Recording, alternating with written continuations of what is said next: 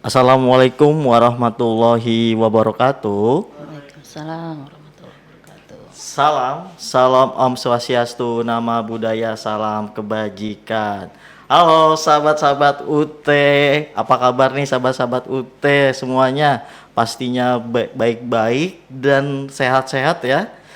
Untuk hal tersebut, perkenalkan nama saya Ida Hamdwi Wardana sebagai selaku host pada hari ini lagi. Jangan pernah bosan untuk ketemu saya lagi. Sebelumnya senang sekali rasanya hari ini pada hari Kamis 12 Juni 2025 kita bertemu kembali lagi di live IG berbincang-bincang dalam program episode 100 dengan tema pada hari ini sosialisasi kurikulum baru program studi pendidikan bahasa dan sastra Indonesia. Sebelumnya di sini sudah ada narasumber kami yang cukup cantik sekali. Waduh. Mari kita sambut ada Ibu Nunung Supratmi SPD MPD selaku Ketua Program Studi Pendidikan Bahasa dan Sastra Indonesia pada FKIP. Halo Ibu Nunung. Halo, selamat siang. Selamat siang Ibu Nunung. Sebelumnya silakan Ibu Nunung untuk disapa-sapa terlebih dahulu untuk sahabat UT-nya. Ya. Assalamualaikum warahmatullahi wabarakatuh. Waalaikumsalam. Selamat siang sahabat UT. Kita bertemu pada acara sosialisasi ya. Benar. Ya, sosialisasi ini khususnya untuk program studi pendidikan bahasa dan sastra Indonesia. Tetapi tidak apa-apa walaupun bukan dari prodi bahasa Indonesia, silahkan untuk mengikutinya. Baik. Mungkin nantinya akan ada tertarik dengan prodi bahasa Indonesia dan ada yang mau pindah ke prodi pendidikan bahasa. Untuk tersebut Ibu, silakan untuk yang program studi profil program studi pendidikan dan sastra bahasa Indonesia profilnya seperti apa Ibu Nunung? Iya, sebelum sampai ke profil mungkin saya perkenalkan diri dulu ya. Silakan untuk tentang prodi pendidikan bahasa dan sastra Indonesia. Nah, untuk prodi pendidikan bahasa Indonesia mungkin ini merupakan salah satu program studi di Fakultas Keguruan dan Ilmu Pendidikan atau disebut FKIP UT. Nah, ini merupakan salah satunya ya di program studi. Alhamdulillah di program studi Pendidikan Bahasa dan Sastra Indonesia ini masyarakat sudah percaya kepada program studi Pendidikan Bahasa Indonesia. Ini mahasiswanya cukup luar biasa. Ya, ini untuk semester lalu aja sudah hampir udah sampai 3.000 lebih. Wah, gitu ya. Luar biasa. Jadi teman-teman yang ingin bergabung ke prodi PEBIN, namanya kalau disingkat PEBIN. Lebih singkat ya. Nah, dari prodi PEBIN, jadi tidak perlu khawatir karena teman-teman di prodi PEBIN sudah cukup banyak, sudah 3.000 dan alhamdulillah juga akreditasinya sudah B dan ini kami sedang menunggu ya, sedang akreditasi kembali. Nah, ini sedang menunggu ininya ya, apa namanya evaluasinya ya. Nah, ini sedang menunggu untuk menuju unggul. Mudah-mudahan mohon doanya kepada teman-teman. Ya, semoga prodi PEBIN ini mendapat akreditasi unggul ke depan ya. Baik, ya. Cukup luar biasa. Nah, ya. Dosen-dosennya juga sudah lumayan ya. Maksudnya sudah banyak dosen-dosennya. Itu untuk prodi PEBIN itu ada 16 dosen, itu tersebar di seluruh Indonesia.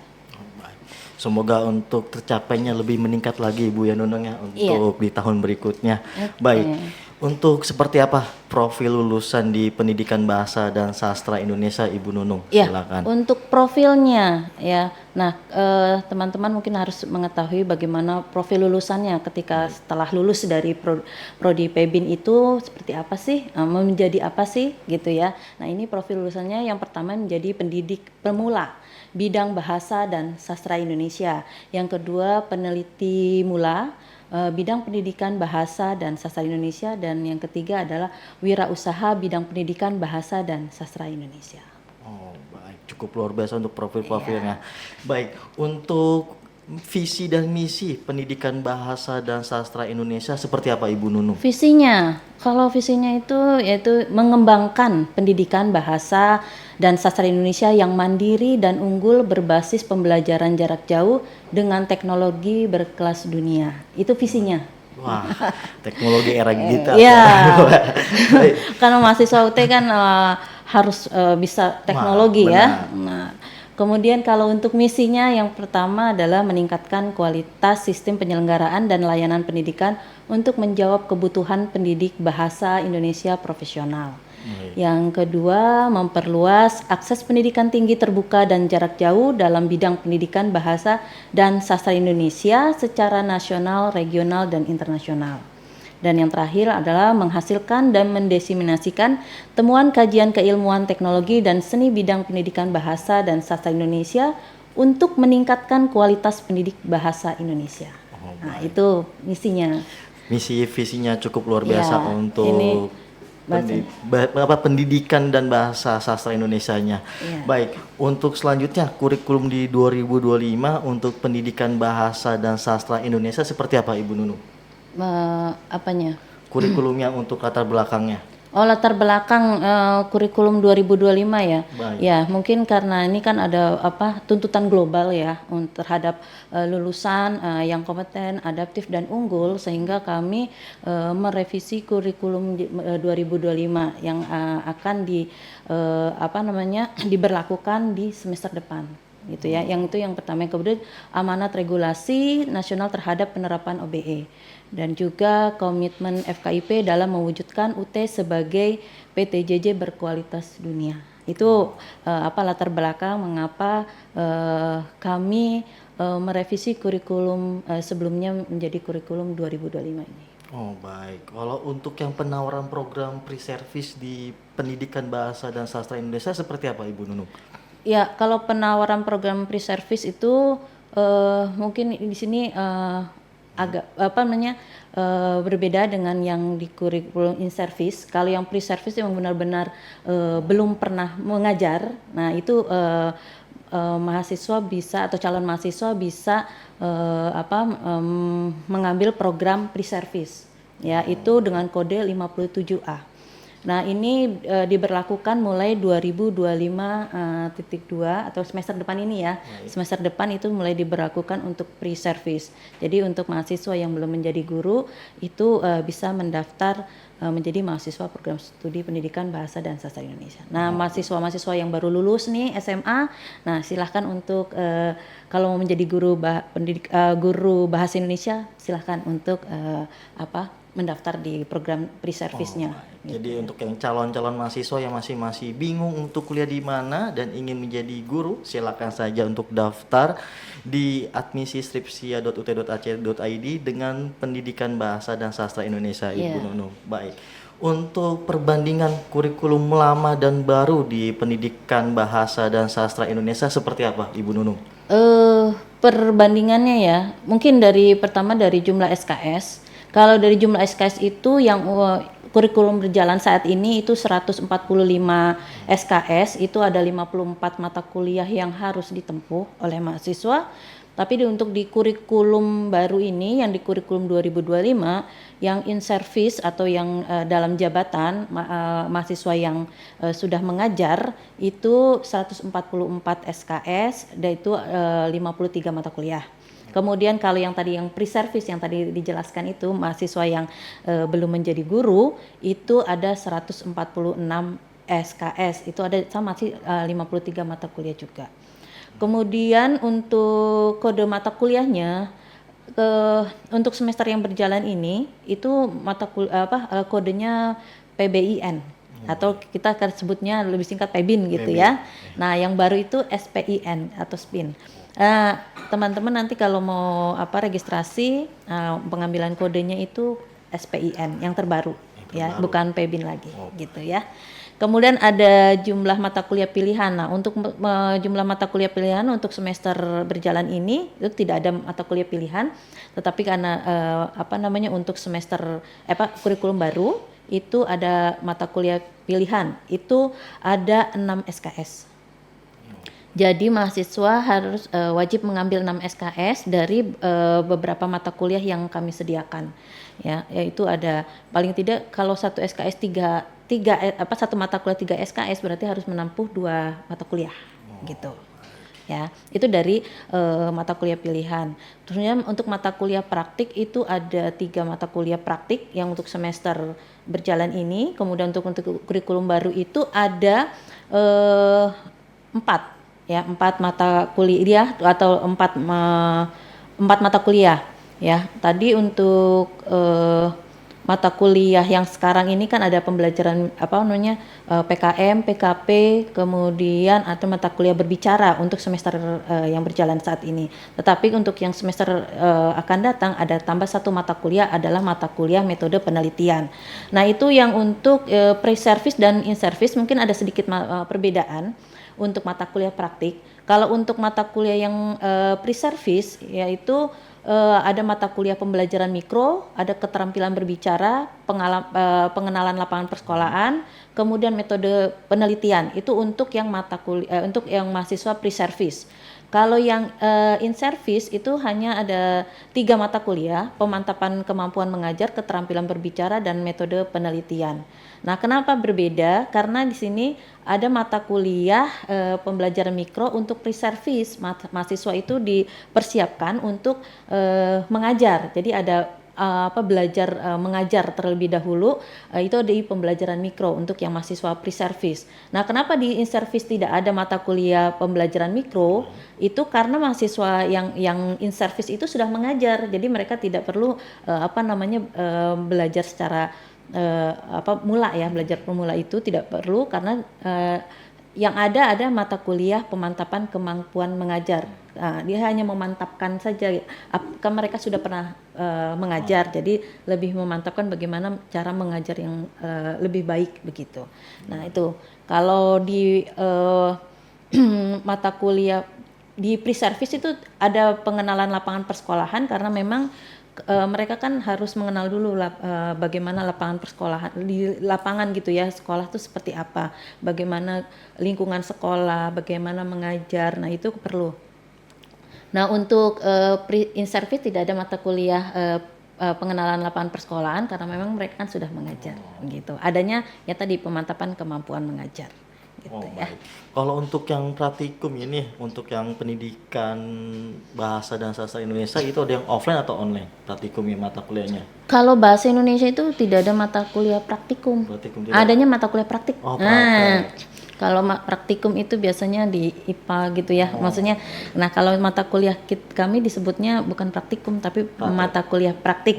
Kalau mata kuliah praktik itu tadi seperti tadi yang pembelajaran mikro. Kalau pembelajaran mikro itu nanti pelaksanaannya itu mahasiswa belajar mengajar di kelas kecil. Maksudnya kelas kecil adalah nanti ada tutorialnya. Pada saat tutorialnya mereka belajar mengajar. Jadi yang menjadi siswanya itu adalah teman-teman sendiri. Jadi belajar sebelum mereka ke sekolah, mereka belajar dulu mengajar di di kelas dengan teman-teman. Dengan teman-temannya. Nah, itu untuk pembelajaran mikro. Kalau keterampilan berbicara itu prosesnya ada pelaksanaannya praktik. Ya, praktiknya itu praktik nanti ada tutorialnya wajib ya. Jadi wajib tutorialnya itu 8 kali pertemuan mereka akan melaksanakan praktik berbicara.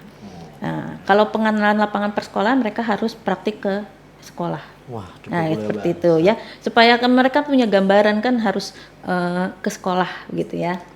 Kayaknya seru juga Bu ya untuk ngajar-ngajar gitu ya. Ya, seperti itu. Jadi kalau untuk mata kuliah praktik itu misalnya tadi ya metode penelitian juga itu ada tutorialnya. Jadi untuk beberapa mata kuliah untuk mata kuliah praktik itu wajib mengikuti tutorial. Jadi kalau mahasiswa tidak mengikuti kegiatan tutorialnya atau bimbingannya, maka mereka tidak akan lulus. Jadi wajib mengikuti. Wajib ya, karena nilai ujiannya itu tidak ada ujian tertulis ya atau online, tidak ada ujiannya. Tetapi nilainya itu diambil dari praktiknya itu. Jadi mereka wajib mengikuti. Kalau tidak ada, Bu saya nggak ikut tutorialnya boleh nggak? Nggak boleh. Jadi boleh, nggak boleh mengikuti tidak mengikuti ya. Jadi wajib mengikuti tutorialnya karena nilainya itu diambil dari situ. Baik, jadi untuk tersebut harus wajib mengikuti. Jadi untuk sahabat-sahabat UT yang ingin minat di pendidikan bahasa dan sastra Indonesia. Baik, untuk komponennya, untuk pre-service dan in-service untuk pendidikan bahasa dan sastra Indonesia seperti apa, Ibu Nunung? Maksudnya Komponen kurikulumnya, kode bentuk TAPS-nya. kodenya. Baik, Kodenya itu kan tadi kalau kode mata kuliahnya kan pakai menggunakan SPIN ya. Baik. Misalnya kalau tugas akhir program misalnya TAPS SPIN 4460 untuk artikel ilmiah, SPIN 4470 untuk skripsi. Nah, itu seperti itu. baik.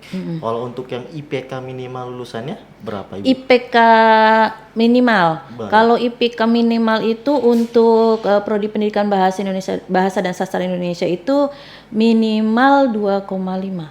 Oh, Nah, itu ya untuk kurikulum yang baru. Nah, itu akan diberlakukan di mulai 2026.2. baik. Kalau untuk yang sekarang itu karena belum diberlakukan masih IPK kelulusan 2. Baik.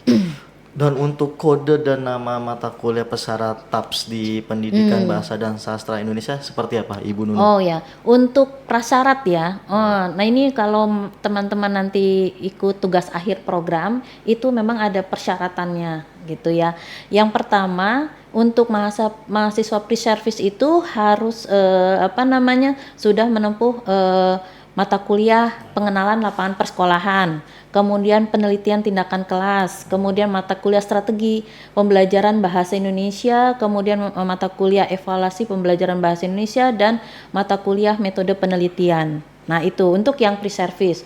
Kalau untuk yang in-service itu ada mata kuliah pemantapan kemampuan mengajar, kemudian mata kuliah penelitian tindakan kelas, kemudian mata kuliah strategi pembelajaran bahasa Indonesia, kemudian mata kuliah evaluasi pembelajaran bahasa Indonesia, dan yang terakhir metode penelitian. Nah, itu semua mata kuliah itu sudah harus ditempuh oleh mahasiswa. Oh, baik, tempuh dan harus lulus. Ya, kalau itu harus ada beberapa yang harus minimal B gitu ya. Oh, baik.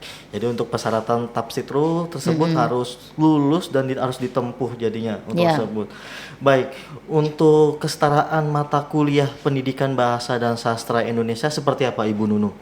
Kesetaraannya. Baik. Nah, ini kalau berbicara kesetaraan, jadi mahasiswa itu harus tidak perlu khawatir ya, Bu. Bagaimana nih kalau mata kuliahnya di kurikulum baru? Mungkin sudah ada yang intip-intip ya di katalog gitu ya.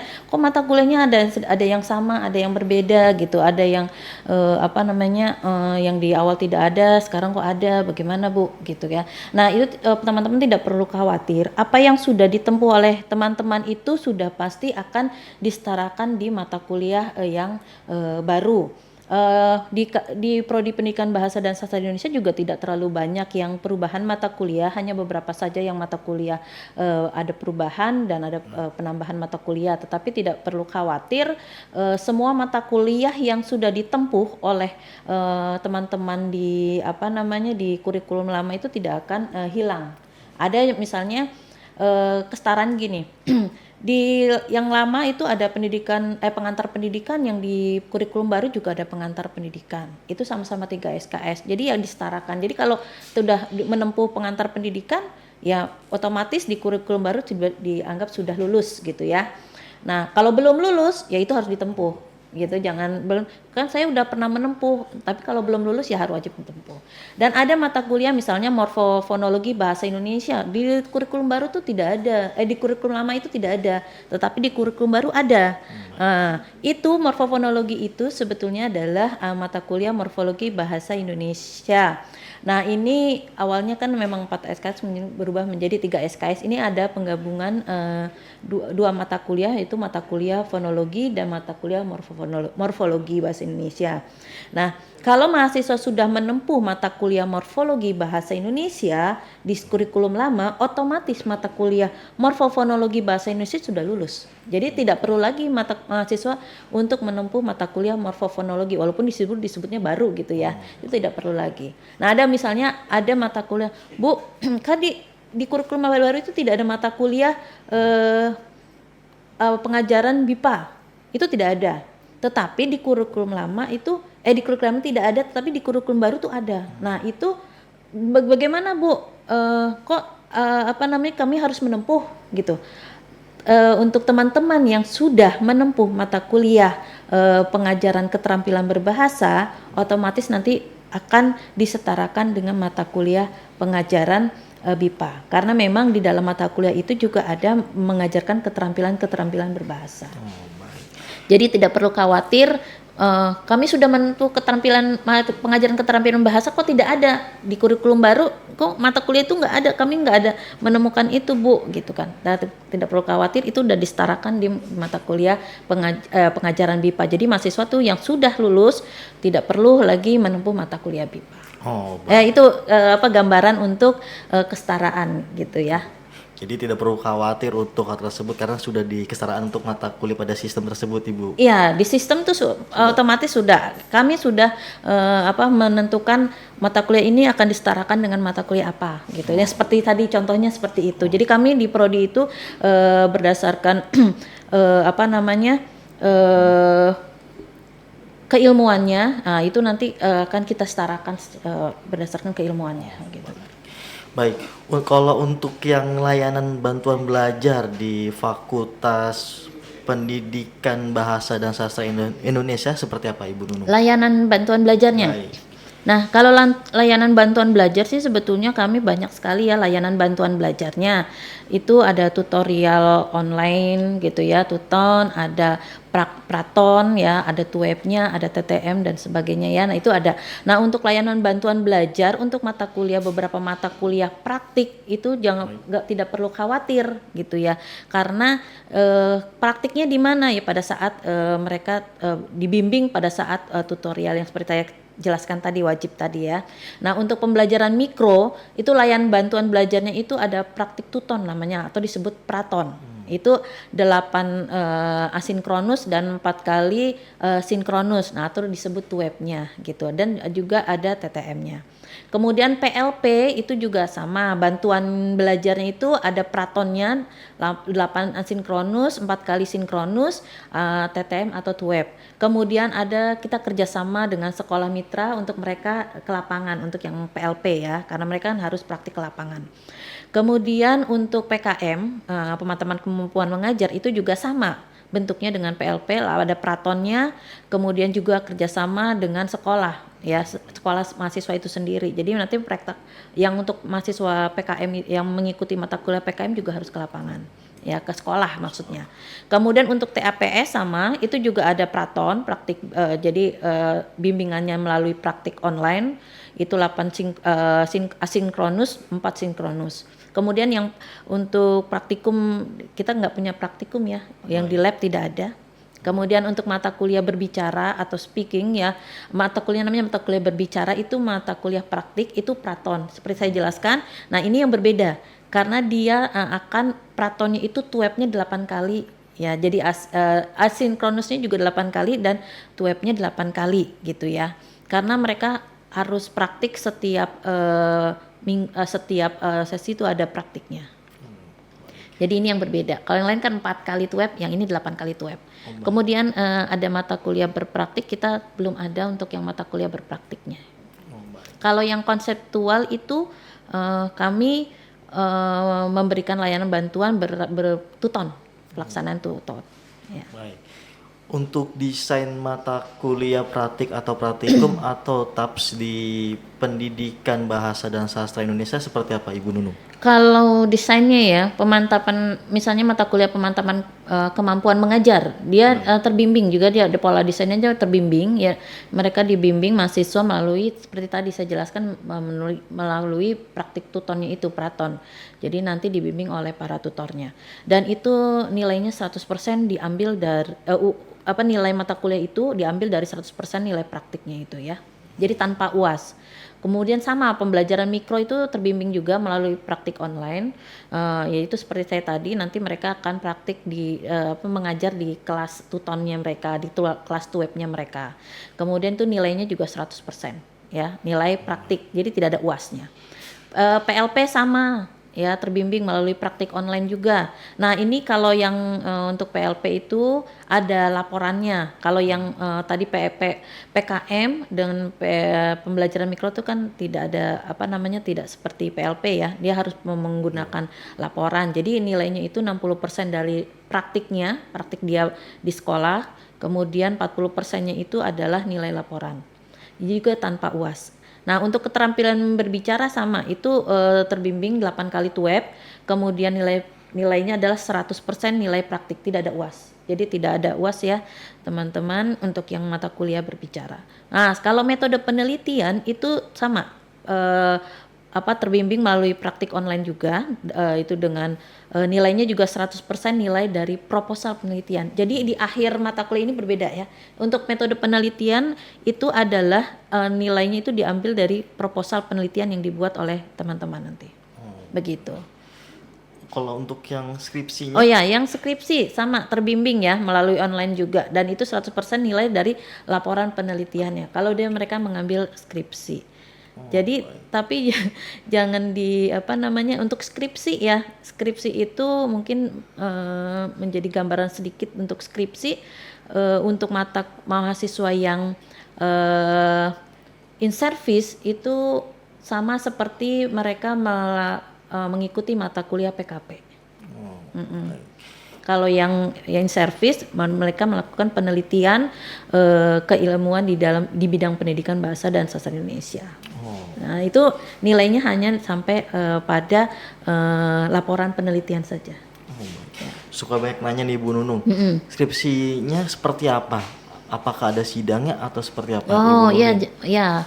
Ini juga banyak sekali pertanyaannya.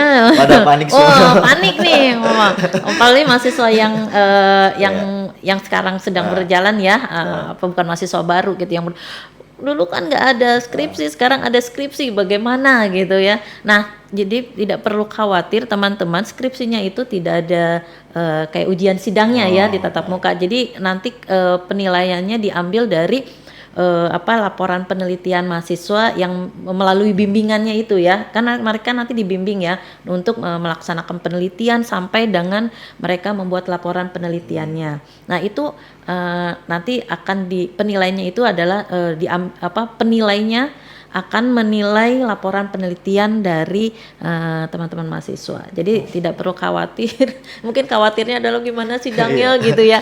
Jadi untuk di Prodi Pebin untuk skripsinya tidak ada sidang. Ya. Baik. Jadi sudah terjawab untuk sahabat-sahabat tidak perlu khawatir dan tidak perlu panik. Baik. Iya.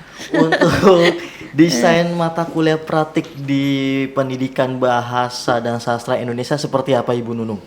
Ya, kalau desainnya sama seperti tadi yang saya sudah jelaskan ya, bahwa untuk mata kuliah praktik itu ada pembimbingan praktik melalui online. Nah, itu ada webnya. Itu kalau untuk beberapa mata kuliah PKM, pembelajaran mikro, PLP, metode penelitian itu ada bimbingan webnya itu selama 4 kali web. Nah, itu seperti tadi ya saya sudah jelaskan 4 kali web. Nah, untuk mata kuliah berbicara itu 8 kali web. Jadi seperti itu ya, desain mata kuliahnya. Dan seperti tadi nilainya itu 100% nilai praktik. Oh, baik. Jadi tidak ada UAS-nya. Baik. Nah. Jadi untuk tersebut praktik untuk hal tersebut dari fokusnya dari praktik, tidak ada UAS-nya seperti itu. Ya, jadi tidak ada UAS-nya. Jadi kalau misalkan bisa boleh nggak ikut bimbingan ya tidak bisa, karena selama bimbingan itulah nanti ada penilaiannya dari tutornya, terutama dari praktik-praktiknya. Baik. Untuk komposisi penilaian mata kuliah di pendidikan bahasa dan sastra Indonesia seperti apa, Ibu Nunung? Baik, silakan. Untuk tersebut mohon ditunggu sahabat-sahabat UT untuk narasumbernya minum terlebih dahulu. Mohon maaf ini. Ya, soalnya banyak banget ibu pertanyaannya Bu ya. Ya. Daripada nanti saya kesedek dulu ya. Untuk komposisinya seperti apa? Kalau komposisi nilai untuk mata kuliah non praktik. Nah, itu untuk tutorial 30%, tutorial online-nya, kemudian UAS-nya itu 70%. Nah, itu untuk yang tuton untuk mata kuliah non praktik ya. Tapi untuk mata kuliah praktik yang seperti saya sudah tadi jelaskan itu adalah nilainya diambil 100% dari nilai praktik. Jadi tanpa UAS. Tapi kalau mata kuliah yang non praktik itu ada UASnya, ujian akhir semester. Oke, berarti untuk yang non praktik itu ada nilainya Bu ya untuk yang UAS dan tugas-tugasnya. Iya. Baik. Jadi ada tuton dinilai, kemudian UAS juga dinilai. Baik. Untuk implikasi kurikulum 2025 di pendidikan bahasa dan sastra Indonesia seperti apa Ibu Nunung? Ya, yang pertama mungkin kita kalau ada beberapa mata kuliah praktik ya seperti PLP, PKM, tentu saja kami nantinya akan bekerja sama dengan beberapa sekolah ya untuk teman-teman untuk melaksanakan praktik ya baik dari mahasiswa pre-service maupun mahasiswa in-service. Kemudian untuk ke depan itu komposisi nilainya yang kalau untuk di program studi pendidikan bahasa dan sastra Indonesia memang belum ada mata kuliah berpraktik ya. Nah, itu adanya mata kuliah praktik. Kalau sebetulnya untuk pengetahuan saja untuk teman-teman yang bukan dari prodi Pembin mungkin ada yang mata kuliah berpraktik itu ada 60% pembelajarannya itu diambil dari praktik. Kemudian 40% itu dari OAS. Ada mata kuliah, sebetulnya ada beberapa mata kuliah berpraktik sih untuk yang mata kuliah pilihan gitu. Tapi tidak banyak. Sebenarnya untuk yang mata kuliah praktik-praktikum ini sudah jelaskan tadi ya, 100% dari nilainya dari praktik. Nah, untuk metode penelitian dari nilai proposal, kalau untuk yang TAPS itu nilai 100% dari skripsinya atau artikel ilmiahnya. Nah, ini kalau untuk yang untuk mahasiswa yang PLP 60% itu nilai praktik, 40% nilai laporan ya. Nah, Prodi Pebin juga pada saat ini sudah masih membuka layanan RPL itu yang untuk kurikulum 2025 untuk itu RPL. Baik, untuk selanjutnya sudah banyak sekali untuk yang nanya-nanya dari akun Instagram Ibu yang sudah pada kepo dengan pendidikan bahasa dan sastra Indonesia. Yang pertama ini dari akun Aujib KT, apa yang akan dilakukan Universitas Terbuka jika ada kendala atau masalah yang dihadapi mahasiswa selama proses implementasi kurikulum baru ini? Apakah ada jalur pengaduan atau bantuan yang tersedia? Silakan Ibu Nunung untuk dijawab. Ya, UT khususnya di Prodi Pebin juga pastinya akan membuka pengaduan ya, misalnya mahasiswa mengalami kendala untuk kurikulum baru berhubungan dengan mata kuliah mungkin ya ingin bertanya tentang tadi kesetaraannya bagaimana gitu kan ya, tentang mata kuliah yang diambil silahkan untuk mengadu ke program studi pendidikan bahasa dan sastra Indonesia.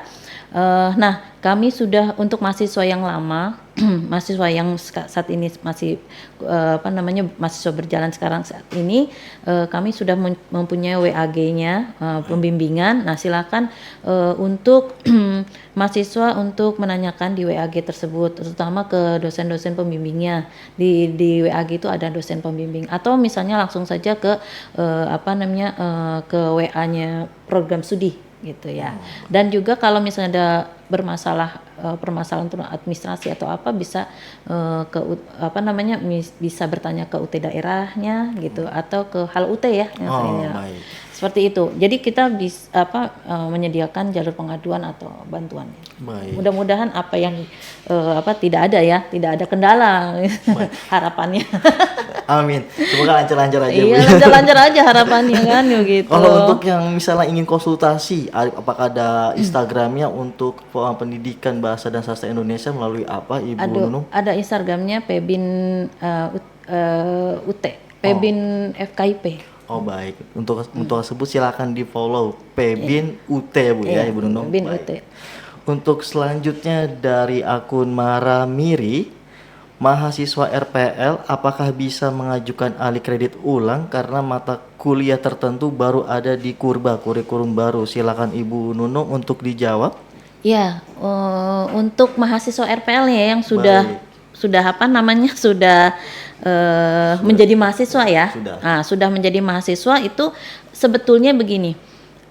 Bisa saja sih mereka mengulang, tapi mereka harus agak ribet gitu urusannya nih. Harus mereka mengundurkan diri dulu dari program studi pendidikan bahasa Indonesia, kemudian mereka baru ini lagi mendaftar lagi gitu. Jadi mereka punya NIM baru, jadi apa yang sudah mereka ambil tetap bisa di RPL-kan gitu. Tetapi kalau sebetulnya kalau yang ini tidak terlalu banyak sih yang yang minta dialih kredit ulang gitu ya.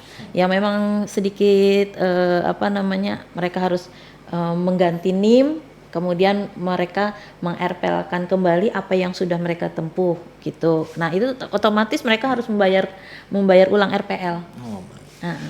Jadi untuk tersebut mengundurkan diri apabila sudah mendapatkan NIM, Bu ya. Mengundurkan diri lalu untuk mendaftarkan ulang kembali. Mendaftarkan ulang, jadi mendapatkan NIM baru. Nah, seperti itu. Itu biasa terjadi seperti itu. Banyak juga sih yang mereka ini ada beberapa mata kuliah nih yang kemarin tidak ada, bisa gitu. Oh, baik. Tapi jangan khawatir sih, sebetulnya apa yang sudah ada sudah disetarakan gitu. Jadi untuk tersebut tidak perlu khawatir untuk calon-calon mahasiswa UT apapun yang sudah jadi mahasiswa UT. Baik, untuk selanjutnya dari akun Tamrin, kayaknya anak Jakarta Pusat ini Tamrin. Bertanya, mau tanya dong Min, UAS TAP semester ini ikut kurikulum baru atau kurikulum lama? Silakan Ibu Nunung untuk dijawab. Kalau yang semester ini ya, Baik. ini belum kurikulum baru, tetap untuk menggunakan TAPS yang semester sekarang. Baik. Ya. Nah, untuk kurikulum baru, kalau misalnya TAPS-nya belum diambil di semester ini, baru mau diambil semester depan, berarti harus mengikuti TAPS-nya yang kurikulum baru. Kalau yang sekarang ya pakai yang TAPS. Baik, jadi tergantung ya Bu untuk Iya. tersebut. Baik, untuk akun selanjutnya dari Ika Sari _ untuk mata kuliah baru yang muncul, apakah harus menambah semester lagi atau mengerjakan itu? Silakan Ibu Nunung untuk dijawab. Untuk mata kuliah baru ya, yang baru muncul. Baik, baru muncul. Apakah harus menambah semester? Jadi begini ya, itu kan berhubungan dengan kesetaraan. Kalau ada beberapa mata kuliah itu sudah disetarakan dan di LKM itu sudah dianggap lulus, jadi mata kuliah baru itu tidak perlu lagi ditempuh. Tetapi kalau di situ belum lulus, berarti belum ada kesetaraan di mata kuliah yang lama yang memang belum ditempuh oleh mahasiswa. Jadi sebetulnya kalau yang ada yang baru, mata kuliah baru, mereka di situ masih BL, berarti di kurikulum lama kesetaraannya itu belum ditempuh gitu. Jadi kalau yang sudah ditempuh otomatis tidak akan ditempuh pasti akan di mata kuliah kesetaraan itu pasti akan lulus. Seperti contoh tadi ya, misalkan di situ ada mata kuliah baru pengajaran BIPA di mata kuliah di baru ya, kurikulum baru. Nah, di kurikulum tidak ada. Tapi dia disetarakan dengan mata kuliah pengajaran keterampilan berbahasa. Kalau mahasiswa itu sudah mengambil mata kuliah keterampilan berbahasa dan lulus, otomatis mata kuliah pembelajaran BIPA tidak perlu ditempuh. Tetapi kalau mahasiswa belum menempuh mata kuliah pengajaran keterampilan berbahasa, otomatis di kurikulum baru itu mereka harus tempuh. Jadi untuk tersebut harus dicek dulu ya? Dicek dulu. Oh, mata kuliah ini nanti bisa. Kalau misalnya Bu, ini ada permasalahan, bisa ditanyakan ke program studi. Baik. Tentang kesetaraan ya. Untuk akun Ikan Sari, dicek lagi nilainya apakah nilai baik atau tidak. Dicek kembali untuk hal tersebut ya. Dari akun Ikan Sari. Baik, untuk selanjutnya dari akun Ita, jelaskan Min, apa bedanya skripsi, artikel ilmiah sama proyek, gambarnya seperti apa prosesnya? Silakan Ibu Nunung untuk dijawab. Ya, untuk skripsi, skripsi kalau untuk di prodi Pebin, untuk mahasiswa yang in service itu mungkin sama dengan PKP. Jadi kalau teman-teman mahasiswa ini sudah lulus PKP dan Karil itu sudah lulus, otomatis TAPS-nya sudah lulus. Jadi tidak perlu lagi menempuh mata kuliah TAPS. Tapi kalau yang belum, mahasiswa harus mengambil skripsi. Dan bagaimana bentuknya seperti PKP itu. Jadi mereka ada bimbingannya seperti itu. Nah, kalau yang untuk karya ilmiah, mahasiswa yang menempuh yang mau mengambil mata kuliah karya ilmiah, tugas akhirnya adalah karya ilmiah, itu bisa mereka mengambil karya ilmiah dengan minimal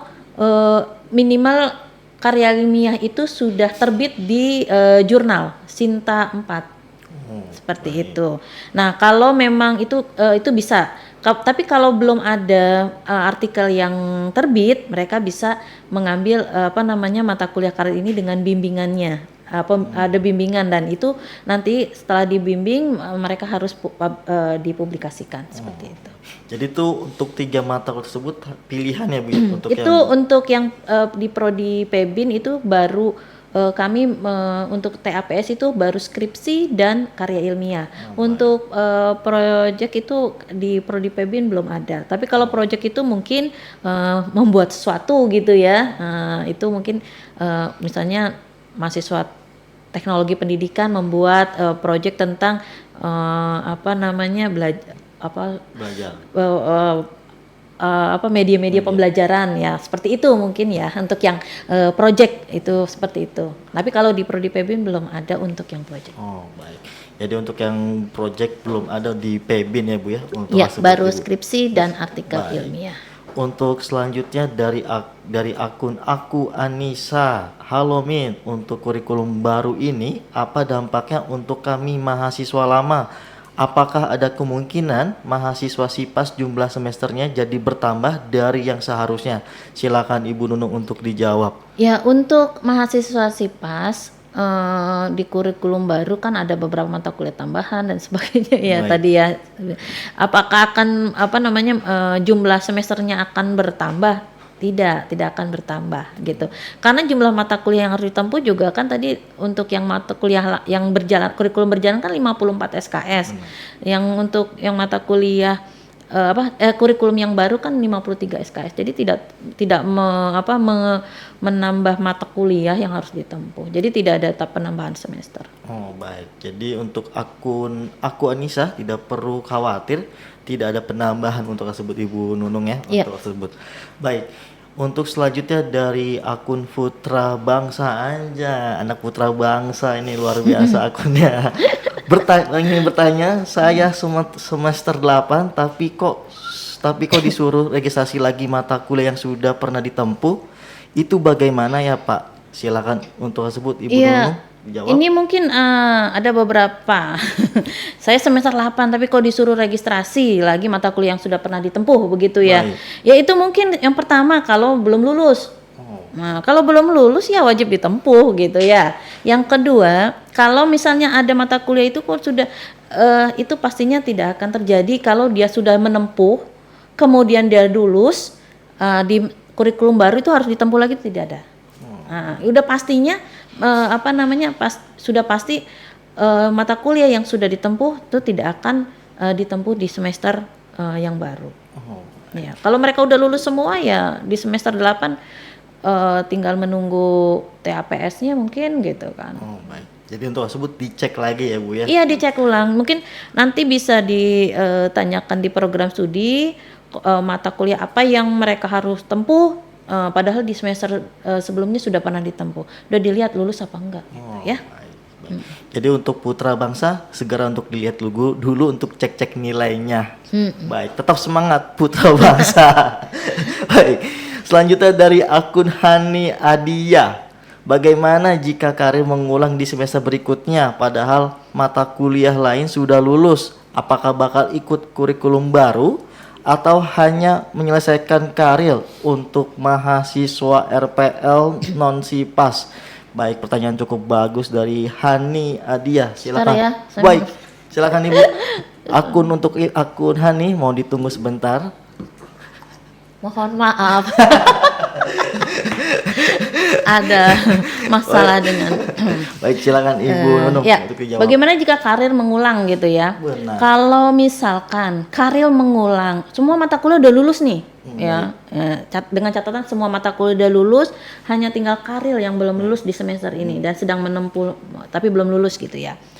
Kalau untuk karir itu nanti untuk mahasiswa yang berjalan ini ya, mahasiswa yang pada saat ini sudah sedang menempuh di prodi Pebin, Kalau mahasiswa itu sudah mengikuti mata kuliah pemantapan Baik, maaf, mata kuliah PKP baik, itu dan lulus dengan nilai minimal B, itu mereka tidak, untuk di kurikulum baru kan itu kesetaranya dengan TAPS itu ya. Nah itu mahasiswa tidak perlu lagi mengikuti mata kuliah karil gitu, karena nanti kalau di karil itu untuk yang TAPS itu adalah mata kuliah PKP dan karil. Kalau mata kuliah PKP-nya sudah lulus, otomatis untuk TAPS-nya itu sudah lulus. oh baik. Nah, jadi tidak perlu mengulang lagi untuk mata kuliah karil, tinggal menunggu yudisium saja. Kalau semua mata kuliah sudah lulus ya. Baik, jadi untuk tersebut dilihat lagi apakah mata kuliah sudah lulus atau belum. Apabila belum lulus, silakan untuk mengulang dan untuk belajar kembali dari akun Hani. Ya, ini untuk kurikulum baru ya. Oh, Dia baik. yang lama ya, lama ke baru gitu ya. Benar, yang lama dan ke baru. Tapi kalau yang baru nanti belum lulus ya mereka harus ngulang lagi gitu. untuk yang kurang yang baru harus mengulang kembali Bu ya, Nunung. Iya, maksudnya dia baru ya, mahasiswa baru di kurikulum baru. Nah, itu pastinya kalau belum lulus ya Oh baik. wajib ditempuh. Jadi untuk tersebut tinggal dicek untuk di nilai-nilai transkrip nilainya. Iya. Baik. Dari akun selanjutnya dari analisa underscore untuk prodi pendidikan bahasa dan sastra Indonesia ada skripsinya Ibu, silakan Ibu Nunung untuk dijawab. Untuk skripsi itu kan salah satu dari TAPS ya yang boleh diambil. Ya selain skripsi tadi artikel ilmiah. Jadi silahkan untuk memilih mengambil jalur skripsi apa karya ilmiah. Jadi untuk yang prodi bahasa dan sastra Indonesia sudah ada skripsinya. Tapi ya seperti tadi tidak perlu khawatir. Jadi tidak ada ujian sidangnya. Jadi yang di akhir adalah yang dinilai adalah dari laporan penelitiannya. Jadi penelitiannya yang dinilai. Jadi untuk akun analisa tidak perlu khawatir karena skripsinya tidak ada sidangnya, hanya pelaporan saja Ibu Nunung ya. Laporan penelitian yang sudah dilakukan ya. Baik. Untuk dari akun selanjutnya dari Ajar 13 Prodi Pendidikan Bahasa dan Sastra Indonesia, fokusnya ke apa sih Bu? Saya mau daftar. Wah ini sudah mau daftar nih Bu. Iya. Baik, silakan Ibu Nunung. Fokusnya, jadi fokusnya adalah tadi yang seperti tadi profilnya gitu ya. Jadi ketika lulus dari program studi itu mau jadi apa sih? Yang pertama menjadi pendidik pemula. Jadi di bidang bahasa dan sastra Indonesia. Jadi tetap nanti menjadi pendidik pemula. Bisa juga menjadi peneliti pemula di bidang pendidikan bahasa dan sastra Indonesia atau kewirausahaan di bidang bahasa dan sastra Indonesia. Tapi lebih fokusnya yang utama adalah sebagai pendidik pemula. Yang fokus utamanya. Tapi kami juga memberikan tadi lulusannya menjadi peneliti dan wirausaha mula. Luar biasa. Jadi silakan tergantung dari mendaftar. aja untuk mendaftar apakah ingin menjadi Iya. guru atau menjadi wirausaha ya Bu ya. Ya, wirausaha. Jadi itu kami bisa jadi menjadi pendidik pemula, kemudian saya mau jadi mau nambah-nambah jadi wirausaha, boleh silakan. Mau jadi peneliti juga sekaligus penelitian lah, melaksanakan penelitian ya silakan gitu. Untuk akun Ajara, ayo gabung ke UT segera untuk melakukan pendaftaran. Tetap semangat akun Ajar 13. Baik, selanjutnya dari akun Faisal Ashar 88. Saya dengar bisa ya, bukan sebagai guru ya Bu. Dan masa tempuh di prodi tersebut berapa lama? Dan adakah mata kuliah praktiknya? Silakan Ibu Nunung untuk dijawab. Pertanyaan pertama. Bisa, sekarang untuk prodi pendidikan bahasa dan sastra Indonesia sudah membuka yang pre-service, yang jadi yang bukan guru. Baik. Jadi tidak perlu lagi tidak perlu surat keterangan mengajar kalau untuk yang mahasiswa pre-service. Jadi nanti mengambilnya yang pre-service gitu ya, yang dengan kode 57A. Nah itu boleh. Jadi bukan sebagai bukan guru ya, sebagai guru maksudnya. Mahasiswa ini bukan guru, boleh nggak kuliah di UT, di Prodi Pebin, boleh. Untuk yang kurikulum baru silahkan. Yang baik yang sudah menjadi guru atau belum sekarang bisa mendaftar, gitu ya. Masa tempuhnya sama 8 semester, gitu ya, 8 semester. Ya harapannya 8 semester tuh harus selesai semua, harus lulus gitu ya. Jangan mulur-mulur gitu ya. Nah, 8 semester sama. Dan adakah mata kuliah praktiknya? Ada. Tadi kan sudah dijelaskan ada mata kuliah praktik terutama untuk mahasiswa yang bukan guru. Tadi ada mata kuliah micro teaching, pembelajaran mikro, kemudian pengenalan lapangan persekolahan, kemudian ada mata kuliah metode penelitian dan mata kuliah berbicara. Itu ada 4 mata kuliah praktik yang harus diikuti oleh mahasiswa. Baik. Jadi untuk akun Faisal untuk segeralah mendaftar karena sebagai bukan menjadi guru juga bisa dengan pendaftarannya pre-service ya Bu ya, Bu Nunung. Ya. Baik, segera untuk bergabung di UT untuk akun Faisal. Baik, selanjutnya dari akun Nisyahla, apa persyaratan pengambilan TAPS Bu? Saya baru bergabung, silakan Ibu Nunung untuk dijawab. Ya, untuk persyaratan TAP yang pertama itu sudah menempuh mata kuliah tadi yang untuk yang mahasiswa pre-service ya, pengenalan lapangan persekolahan atau PLP, mata kuliah penelitian tindakan kelas, mata kuliah strategi pembelajaran bahasa dan sastra Indonesia, mata kuliah evaluasi pembelajaran bahasa Indonesia dan mata kuliah metode penelitian itu harus sudah ditempuh oleh mahasiswa. Kemudian untuk mahasiswa in service yang mahasiswa yang sudah menjadi guru in service itu ada mata kuliah PKM yang harus ditempuh, kemudian PTK penelitian tindakan kelas, kemudian mata kuliah strategi pembelajaran bahasa dan sastra Indonesia, mata kuliah evaluasi pembelajaran bahasa dan sastra Indonesia, kemudian juga mata kuliah metode penelitian.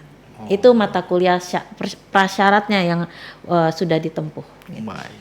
Jadi peserta harus diambil dan harus lulus minimal nilai B Bu Nunung ya. Baik. Untuk selanjutnya dari akun Ucil_Ucul, namanya lucu sekali nih, Ucil dan Ucul. Pertanyaannya, apakah kembar Ucil? Pertanyaannya, apakah ada tambahan jumlah SKS lulus bagi mahasiswa ongoing dengan kurikulum baru ini Bu? Silakan untuk dijawab Ibu Nunung. Jumlah SKS sih tidak ada berubah. SKS ya, baik, malah berkurang. Kalau SKS kan awalnya 145, ya kan? Sekarang itu yang sekarang 145, yang kurikulum baru itu 144. Tidak ada tidak ada penambahan SKS. Baik. Jadi untuk Ucil dan Ucul untuk penambahan SKS tidak ada penambahannya. Ya. Baik. Untuk selanjutnya dari akun namanya lucu-lucu sekali nih. Ngopi dulu _Oni 12. Kayaknya udah siang ya, harus ngopi dulu kayaknya nih, ngopi dulu namanya akunnya. Pertanyaannya, secara garis besar, Prodi Pendidikan Sastra dan Bahasa Indonesia itu fokusnya kemana? Dan apakah bagi saya yang sudah mengajar 4 tahun tetapi saya baru lulus SLTA, mengingat di tempat saya guru itu terbatas? Silakan Ibu Nunung untuk dijawab. Ya, pertanyaan pertama, fokusnya kemana? Ya tadi seperti tadi ya, fokusnya itu sebagai kami ke pendidikan bahasa dan sastra Indonesia menjadi pendidik gitu ya. Lulusannya diharapkan menjadi pendidik pemula.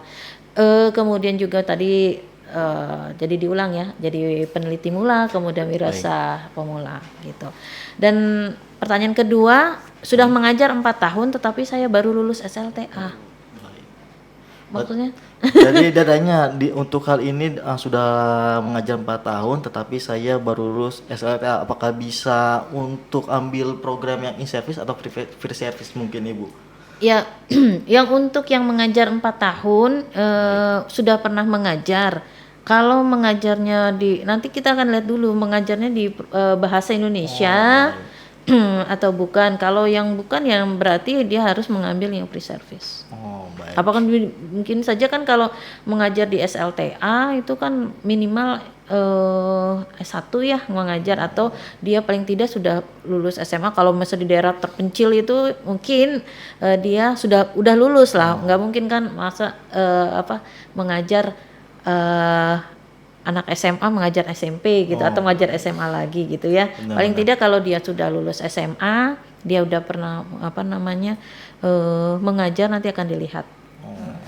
Kalau mereka pernah mengajar mengajar TK atau apa ya mereka harus ngambilnya pre-service.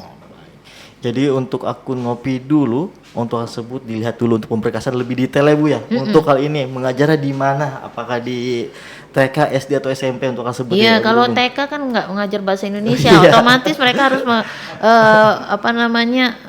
harus mengambil yang pre-service Baik. karena belum pernah mengajar bahasa Indonesia. Baik, berarti untuk yang dari akun Nunung ini kurang lengkap. Dari akun ngopi dulu. Ngopi dulu. Baik, untuk tersebut dari akun selanjutnya dari akun Rizka Aska 67. Ibu, bagaimana kita mahasiswa ongoing menghadapi perubahan dari kurikulum baru ini? Mengingat saya sudah semester 6, pasti ada perbedaan dari kurikulum lama. Silakan Ibu Nunung untuk dijawab. Iya, untuk menghadapi perubahan kurikulum itu nggak perlu khawatir sebetulnya ya. Ini udah semester 6. Mata kuliah apa saja yang sudah ditempuh oleh mahasiswa otomatis nanti akan disetarakan di kurikulum baru. Jadi nggak perlu khawatir ya. Nilainya juga akan sama dengan nilai yang sudah mata kuliah yang sudah ditempuh. Itu akan dilihat saja nanti di LKM-nya ya. Dilihat kira-kira mata kuliah apa saja yang belum ditempuh, itu saja yang ditempuh. Kan ada yang akan terlihat situ, ada yang sudah lulus, ada yang belum lulus gitu. Jadi tidak perlu khawatir mata kuliah yang sudah ditempuh tidak akan disetarakan. Jadi tidak perlu khawatir. Pastinya akan disetarakan. Jadi kami tidak akan merugikan mahasiswa. Jadi apa yang sudah ditempuh oleh mahasiswa otomatis akan kami setarakan di mata kuliah yang baru. Itu tinggal dilihat mata kuliahnya yang sudah. Jadi yang yang masih BL aja yang sudah ditempuh nanti bisa konsultasi ke program studi. Nanti akan kami lihat LKM-nya mungkin ada mahasiswa yang ingin bertanya, silahkan nanti akan kami lihat, akan kami jelaskan. Baik, jadi tidak perlu khawatir karena sudah disetarakan Ibu ya mata kuliah dari semuanya. sistem tersebut semuanya. Asalkan itu mata kuliahnya sudah lulus ya, mereka sudah pernah menempuh tapi belum lulus ya pastinya di kurikulum baru tetap belum lulus. Baik. Gitu. Tetap semangat Rizka, lihat mata kuliah dulu apakah ada nilainya bagus atau tidak, dilihat terlebih dahulu. Baik, dari akun selanjutnya dari Iko Awis, namanya Eropa Iko Awis. banget. Namanya luar biasa, kayaknya dari Belanda ini kayaknya. Pertanyaannya, saya mau daftar LPL, syaratnya apa saja untuk prodi ini Kak? Silakan Ibu Nunung untuk dijawab. Kalau RPL ya paling tidak nanti akan transkrip nilai di universitas lama yang sudah mereka tempuh. Itu harus ada melampirkan itu seperti itu. Jadi akan dilihat mata kuliah apa saja yang bisa nantinya disetarakan dengan di RPL-kan ya dengan mata kuliah yang ada di prodi kami seperti itu. Jadi nanti dilampirkan selain berkas-berkas yang lain ya, salah satunya adalah transkrip nilai dari universitas yang pernah ditempuh. Baik. Mata kuliahnya itu yang pernah ditempuh. Baik. Untuk akun Iko untuk tersebut. Oh iya, sebagai ini penjelasan sedikit untuk mata kuliah yang bisa disetarakan adalah kalau mata kuliah itu nilainya minimal B. Baik. Ya, kalau minimal C kami belum bisa menerima. Misalnya gini, mereka sudah menempuh mata kuliah Pancasila di mata kuliah di universitas yang lama gitu ya. Nah, untuk RPL itu kalau mereka nilainya C, maka itu tidak bisa kami setarakan. Tapi kalau mereka nilainya B baru kami setarakan. Atau misalnya ada lagi satu syarat lagi, kalau SKS-nya itu sama atau melebihi dari SKS yang di prodi kami. Misalnya begini, untuk mata kuliah morfofonologi misalnya atau mata kuliah sintaksis bahasa Indonesia mereka sudah pernah menempuh misalnya. Di sana di universitas lama itu mereka 2 SKS, di kami misalkan 3 SKS. Nah, di itu tidak bisa. Tapi kalau mereka 3 SKS atau 4 SKS kami bisa terima dengan nilai minimal B. Seperti itu. Jadi untuk tersebut dilihat nilainya minimal B ya Bu? Minimal paling tidak minimal B dengan SKS sama atau lebih tinggi dari di prodi kami. Baik. Di prodi Pebin ya. Pebin, baik. Untuk akun Iko Untuk tersebut siapkan pemberkasannya dan langsung saja untuk melakukan pendaftaran Bu ya, untuk nanya-nanya saja persyaratan namun tidak daftar buat apa dari aku Niko. Baik, sudah di ujung acara Bu, sudah di ujung acara. Sebelum kami menutup acara pada hari ini, untuk sahabat-sahabat UT ataupun yang sudah jadi mahasiswa UT, apabila ingin melihat rekaman ulang IG Live, bisa saja dilihat melalui UT TV dan @Humas Universitas Terbuka. Sebelum kami menutup acara pada hari ini, silakan Ibu Nunung, ada yang mau disampaikan untuk sahabat-sahabat UT terlebih dahulu, silakan. Ya, untuk sahabat-sahabat UT yang ingin berminat untuk di program studi pendidikan bahasa dan sastra Indonesia, segera untuk mendaftar. Segera. Kami siap untuk membimbing teman-teman selama proses pembelajaran di program studi pendidikan bahasa dan sastra Indonesia. Baik, ayo cepat bergabung di Pendidikan Bahasa dan Sastra Indonesia. Baik, untuk selanjutnya kami informasikan untuk pendaftaran mahasiswa baru program Diploma dan Sarjana jalur non RPL maupun RPL sudah dibuka untuk calon mahasiswa yang masih bingung kuliah di mana. Ayo segera untuk melakukan pendaftaran melalui laman websitenya admisi-stripsia.ut.ac.id. Ayo bergabung sekarang untuk di UT, jadilah bagian dari generasi pembawa perubahan. Baik, untuk selanjutnya sebagai penutup ada sebuah pantun dari saya. Memakai payung di musim gugur, Cakep. agar daun tak mengotori rambut. Cakep. Ayo maju, jangan mundur. Cakep. Masa depan cerah di UT harus disambut. Baik, sebelum acara ini kami tutup, terima kasih kepada Ibu Nunung sudah meluangkan waktu untuk di acara ini. Dan terima kasih Sama-sama. untuk tim operatornya dari Mas Ajis, Mas Robi, Mas Rizky. Apa mau say hello dulu nih? Malu-malu mungkin ya Bang Ajis, Mas Robi dan Mas Rizky. Baiklah, untuk sahabat UT, sekian bincang episode 100 pada hari ini. Bertemu lagi di episode yang akan datang. Sampai jumpa sahabat-sahabat UT. Wassalamualaikum warahmatullahi wabarakatuh. Sampai jumpa sahabat UT. Warahmatullahi wabarakatuh. Sampai jumpa.